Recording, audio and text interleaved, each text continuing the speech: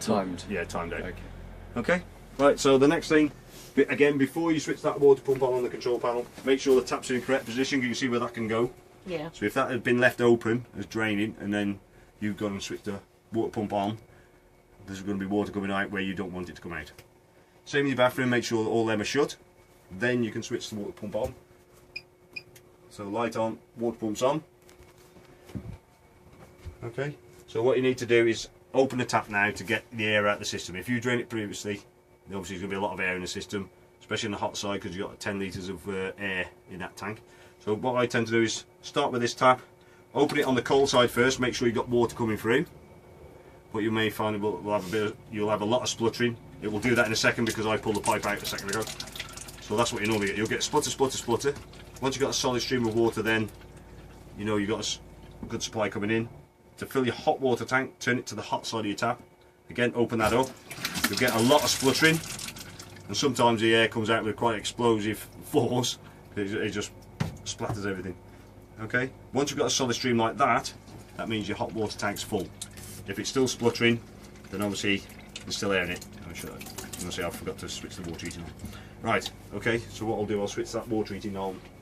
I remember where the switch was. It was down here. Sorry. Right. I was in a bit of a hurry because obviously you've because I was behind time, I didn't get a chance. So I'll get that up and running now. Hopefully by the time we finish at the end of it, it should be warm. It will be warm to a certain stage. It's not going to be hot. Okay. I don't know if you heard the pump. I'll do that again. You can hear the pump now. This is pressurised system. The pump works on pressure. So if there's air that's still left in the system, the pump will continue to run that little bit longer. So make sure you're doing each tap the same. Make sure you get all the air out as much as you can. And the pump will, as you can hear, obviously it's gone off now. So as soon as you shut the tap, it should, within a second or so, go off.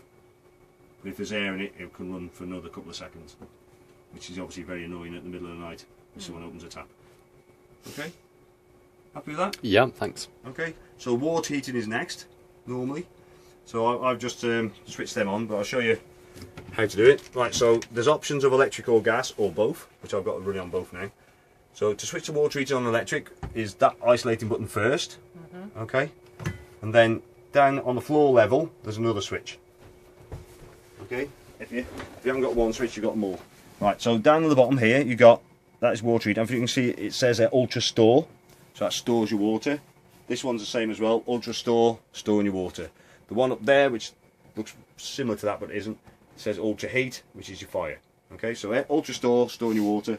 So these two are for water heating. That's electric. You can see it says 230 volts on there. This one's gas. Okay, so the difference between the electric and gas, obviously apart from the energy you're using, you've got two options on the electric. You've got one element or two element. Okay, so center is off. See the rocker switch is center. So you've got the lower level of energy for electric, which is the top rocker switch up, or if you want two elements running, down. Okay, normally most of the time that should be sufficient enough heat for your water. Okay, normally on the two. And there's obviously the warmer weather, it doesn't need quite as much energy to do it, but I would still stick it on the two. Or it actually shows 3 there, but it's on the bottom one. If you want to, you can operate on gas as well, or gas on its own. This one here, rocker switch center is off. With the gas side of it, it shows you a temperature. So if you want the water at 50 degrees, we just heard that was the boiler clicking in, or 70 degrees. Okay. But basically, you'd always use the electric. When would you use the gas? Gas if you haven't got any electric to connect to. So some sites don't have electric, which tend to be the basic sites. But most sites you go to have got electric. And then you're running off your butane. Yeah, whichever bottle gas you've got. Yeah. So that. Yeah, I'll get to remember which one. The orange. I'll just call it the orange tank. Yeah. If you just say gas, it's gas. Yeah. It doesn't matter which gas it is. Okay. If it fails, which you can't see there, you will see a red light on the gas. Okay. If it fails, there's normally a reason for that. 1, you haven't turned the gas on. 2, you haven't got any gas, so you've run out. So if you want to fire up your cooker, just to make sure you've got gas running. Or the other thing is you left the cover on the outside. If you've left that on, that will fail it. And also if it's got air in the system, it will fail itself as well. So if it goes to red, fails, put it back to centre.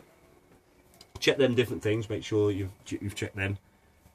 leave it for a few seconds to reset, then attempt to light it again. So again, obviously you can hear that. Yeah. What will happen, it may fail again, or it may fail 2 or 3 times if you haven't been operating on gas for a while. But what's happening is got air in the system. Okay, so what you're doing, each time it fails, you're trying to purge the air out. So that's where you switch it off, give it a chance to reset, click it on again, and it should reset. Okay? Good. So that you see the difference. You can use heating. You've got a space heater one there, look. So that is for your room heater. So isolator is there. So you need to switch that on. Ooh. And then you've got this here. Okay, so that is controlling the element that's in that fire. Okay, so you get ultra heat and 230, so that's electric. The outer ring, turn that. You've got options of 500, 1000 or 2000 watts. Okay, so obviously 2000 being the highest energy. Then you've got a thermostat there. So if you see there's like a little circle there, that's the off position for the outer one, but it's also the line for where your thermostat. So if one's lined up to it, obviously that's the coldest the thermostat is. If you turn it around to 9, and obviously that's the hottest it's going to be. Okay, so what that is doing is heating the element inside your fire. You can operate on gas as well, so I'll just switch that off there. To operate on gas, you turn this control here. You can hear it clicking, so you can hear the igniter operating. Obviously it needs the gas, so all you do is just press. You hear that just fire up then. Okay, hold it there for a few seconds, obviously, while it warms up, and then it will stay lit. If I take my finger off and you click, click, click, click again, obviously it's not lit, so press it down and hold it just that bit longer. Okay, what you should be able to see is your flame through that window there. You see that? No. No, it's about roughly that angle, so you might have to look a bit higher up to look down. So if you're looking at that angle down there, see that? Oh yeah. Sometimes it's quite tricky to see. But... Okay, so whichever the narrow bit of that control is pointing to is what setting it's at. Obviously for off, the narrow bit is going to be in line with 0. Okay, this side of it is your fan. So when you operate it, it is independent from the 2 heat sources that you're using on your fire. So you can use that, as I'm using now, it's there's no heat going through it, so it's just circulating air through your vents. Okay. When you have heat running, it's best to have your fan running. That will obviously circulate the heat around your van. Okay. So is this the blow? This is blown. Yeah. This is the heating. Yeah. This is your fire. Yeah. So that all that does is just circulate whatever air you do. So if you've warmed the air with the heating, gas or electric, that will circulate around out through the vents you see there. All right. There should be one by the side of the bed here somewhere, and there would be one in your bathroom. Okay, to switch your fan off is a centre there, so that's off. To the right, automatic, that's thermostatically controlled. And this side of it is your manual side, so you can change whatever speed you want it to. Okay, that's off. Happy with that? Mm. Good. Right, we'll do this consumer unit next, because that's obviously right next, just above your head. Okay, so as we said, you've got the water heater, your space heater, charger. So that's your charger button. Your charger is just sitting underneath here. Obviously, as long as 240 is connected and that is switched on, your charger will obviously charge your battery. Obviously, it's not switched on, it won't. This one here is just a light. If you go on the continent, they tend to wire things slightly different than us. Okay, if you do go abroad and connect your electrics to it, come in, have a look. If that is lit, then it is reversed. You're going to need an adapter to operate off their electrics, so disconnect your electrics. Okay, what you've also got is 240 trips there. So the best thing to do when you connect your electrics, come in and just press the test button just to make sure it is testing. And you'll also find if you've got power coming from your operator's bollard. You have an info note there. At the top there it says what the trips are connected to. 12-volt fuses. Again, the info note there tells what they're connected to. And then what we've got there is a system, can't even say it, system shutdown button.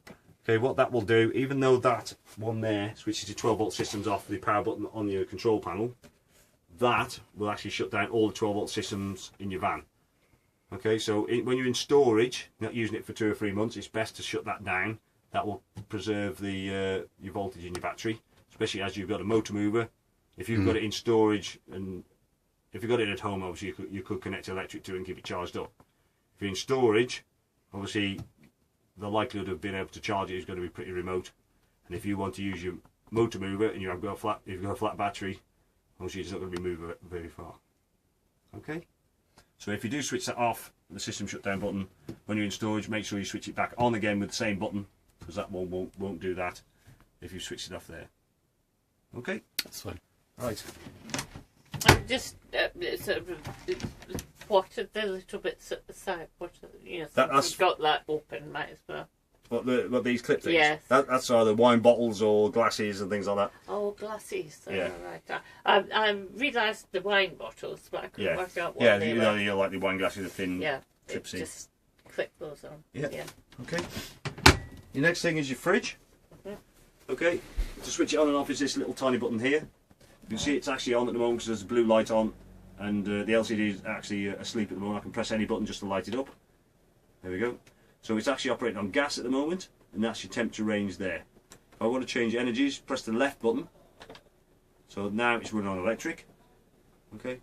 And if you want to, you can run it off the next one, which is 12 volts off the car. So if you, as long as that one is connected, you can obviously supply 12 volts to you. So when you're driving, you can put it on that one. Yeah, it will maintain the temperature. It won't cool it down, it'll just maintain the temperature it's at.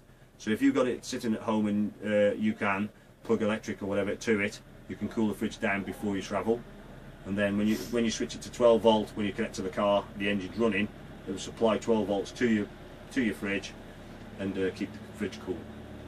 Okay? If you see that now, it's showing blue light flashing and a spanner. That's to say it's recognised that that energy I'm selecting is not available. So obviously it's not connected to the car, the engine's not running. If that happens on the gas, that means the gas hasn't lit. So if you're trying to attempt to light it on gas, blue light flashing, spanner, that means the likelihood is that it's obviously not connected. It's not, either you haven't switched it on, so it's not lit. So you haven't switched it on, you've run out of gas, or similar to your boiler, there's got air in the system. Okay, so if it does fail on gas, what you do is switch it off, check them things, give it a few seconds and try and reset it. So restart it again, it'll do exactly the same as if you were doing that with your boiler, just trying to purge the air out of the system. It might take 2 or 3 attempts to light it. Best thing to do is every now and again just run it for half an hour, say once a month or something like that, so it makes it easier. Same with your boiler, makes it easier to light in the future if you do need to run it on gas. Okay. So to light it on gas, all you do is just light that icon up there. To view that, then just clicked and fired up. Okay, so obviously the blue light's not flashing, the spanner not there, so it's obviously okay, it's running. But most people do tend to run it on electric. Okay, this side of it is your temperature range, so all 5 bars lit, that's the coldest fridge you're going to be.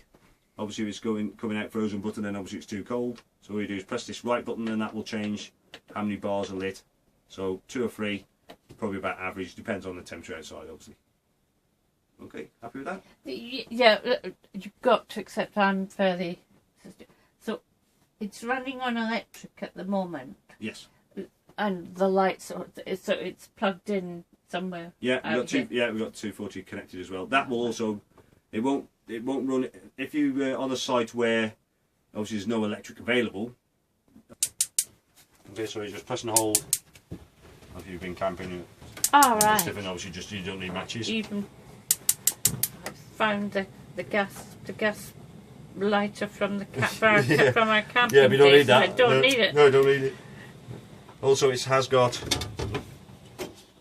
So it's got a safety cut off on the lid, but obviously making sure that normally you wouldn't do that, but it's if you're trying to light it, it's not lighting. Just make sure that it's fully back because obviously there's a switch in there that will obviously cut the gas off. Your grill, you've got the same lighter. Okay, lid. Grill pan handles inside there. Obviously nobody wouldn't put that in there, obviously. And obviously making sure the grill door's open when you're using it.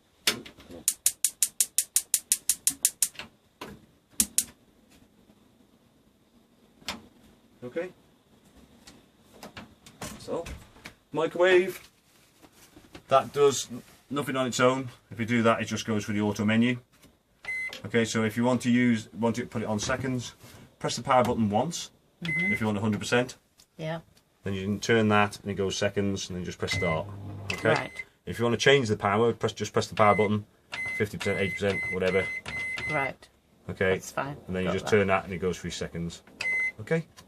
There's also a auto start on there as well. So if I press start, I think it's 30-second increments. Yeah. So you just keep pressing that, then it will start automatically. So that's 2.5 minutes. Fine. Okay. Yeah.